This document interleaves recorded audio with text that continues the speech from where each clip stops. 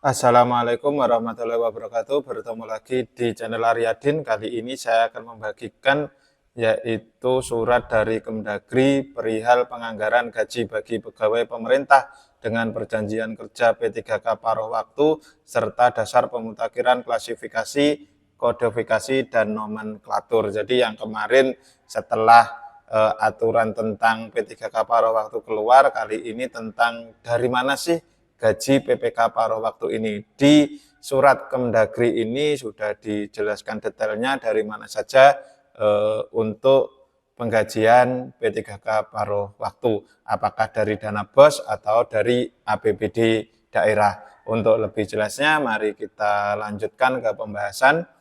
Jakarta 16 Januari 2025 nomor 900.1.1 garis miring 227 garis miring SC sifat sangat segera. Ini ditujukan kepada gubernur, bupati, dan wali kota di seluruh Indonesia. Perihal tadi penganggaran gaji bagi pegawai pemerintah perjanjian kerja P3K paruh waktu serta dasar pemutakhiran, klasifikasi, kodifikasi, dan nomenklatur. Sehubungan dengan pelaksanaan Undang-Undang Nomor 20 Tahun 2023 tentang aparatur sipil negara dan keputusan Menteri Pendayagunaan Aparatur Negara Reformasi Birokrasi Nomor 16 Tahun 2025 tentang pegawai pemerintah dengan perjanjian kerja P3K paruh waktu dengan hormat disampaikan hal-hal sebagai berikut. Di sini berdasarkan pasal 66 Undang-Undang Nomor 20 Tahun 2023 dinyatakan bahwa pegawai non-ASN atau nama lainnya wajib diselesaikan penataannya paling lambat Desember 2024 dan sejak undang-undang tersebut mulai berlaku. Ini dan seterusnya. Yang kedua, pengaturan penganggaran gaji bagi pegawai P3K paruh waktu dilaksanakan berdasarkan diktum pertama, ketiga, ke-19, dan ke-20 dalam keputusan Menpan RB nomor 16 tahun 2025. Yang ketiga, pemerintah daerah mengalokasikan anggaran belanja dalam APBD untuk kebutuhan pelaksanaan anggaran P3K paruh waktu dengan menggunakan klasifikasi, kodifikasi, dan nomenklatur perencanaan pembangunan dan keuangan daerah sebagai berikut. Jadi di sini sudah terjawab bahwa untuk penggajian dari P3K paruh waktu nanti tidak melalui dana BOS tapi melalui anggaran belanja dalam APBD. Di sini ada klasifikasinya yaitu 5.1.02.02.01.0083 ini untuk belanja jasa pegawai pemerintah dengan perjanjian kerja paruh waktu pada jabatan guru. Ini hanya beda di digit belakang saja. Untuk yang angka terakhir 84 ini adalah belanja jasa pegawai pemerintah dengan perjanjian kerja paruh waktu pada jabatan tenaga kependidikan. 85 ini untuk jabatan tenaga kesehatan, 86 untuk jabatan tenaga teknis, 87 ini merupakan P3K paruh waktu pada jabatan pengelola umum operasional. Kode terakhir 88 ini untuk P3K paruh waktu pada jabatan operator layanan operasional. Kode terakhir 89 ini untuk P3K paruh waktu pada jabatan pengelola layanan operasional. Kode 90 ini merupakan P3K paruh waktu pada jabatan penata layanan operasional.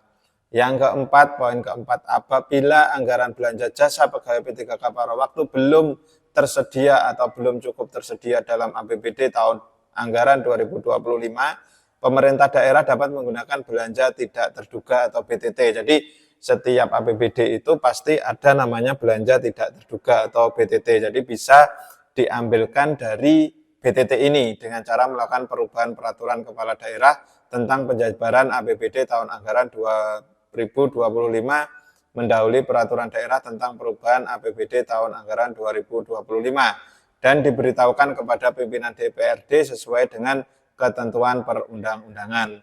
Lalu bagaimana jika BTT ini tidak mencukupi? Di sini juga dijawab lagi, jika BTT tidak mencukupi agar menggunakan dana dari hasil penjadwalan ulang, capaian program dan kegiatan lainnya, serta pengeluaran pembiayaan dalam tahun anggaran berjalan dan atau memanfaatkan kas yang tersedia.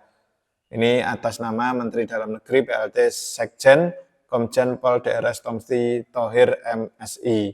Tembusannya ini untuk Presiden, Wakil Presiden, BPK, Menko Bidang Politik Keamanan, Menko Bidang Perekonomian, Menpan RB, Mendagri, Menkyu, Jaksa Agung, Kepala Kepolisian, KPK, ini Kepala Badan Pengawasan Keuangan dan Pembangunan, dan yang 13 Kepala Badan Kepegawaian Negara atau BKN, kemudian Ketua DPRD seluruh provinsi di Indonesia, yang terakhir Ketua DPRD Kabupaten Kota seluruh Indonesia. Jadi di sini tadi bahwa sudah jelas walaupun paruh waktu itu tidak diambilkan dari unit kerjanya, tapi diambilkan ini diusahakan dari APBD. Yang pertama yaitu belanja jasa pegawai.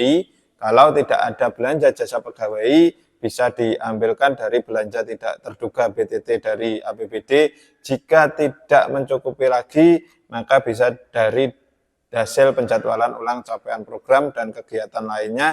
Pada intinya oleh pemerintah ini untuk P3K paruh waktu tetap diusahakan. Namun kalau besar anggarannya berapa atau besar gajinya berapa, ini tentunya karena sifatnya itu APBD bukan dari anggaran pusat, tentunya sesuai dengan kemampuan APBD daerahnya masing-masing. Semoga informasi ini bermanfaat bagi Bapak Ibu semua. Wassalamualaikum warahmatullahi wabarakatuh.